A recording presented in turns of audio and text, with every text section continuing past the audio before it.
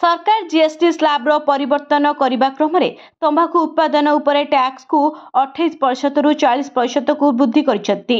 Cigarette, गुटखा, पान मसला भली तंबाकू जातीय उत्पादन यही कैटेगरी रे अंतर्भुक्त। हेले आपण आश्चर्य हेबे कि बीडी उपरे पूर्व 28% टैक्स को कमाई सरकार 18% करछंती।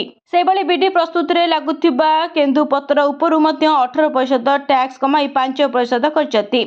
सरकार एभली निष्पत्ति अनेक लोकों को आश्चर्य करिछि, कारण बीडी को अन्य तंबाकू उत्पादन तुलन में एते कर छाड़ कहीं करागला। सरकार घोषणा करछंती कि पान मसला, गुटखा, सिगरेट, जर्दा भली क्षतिकारक उत्पादन उपरे 40% जीएसटी लगाइछंती।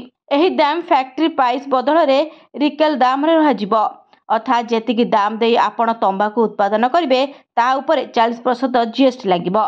ब्यूरो रिपोर्ट, न्यूज दुनिया।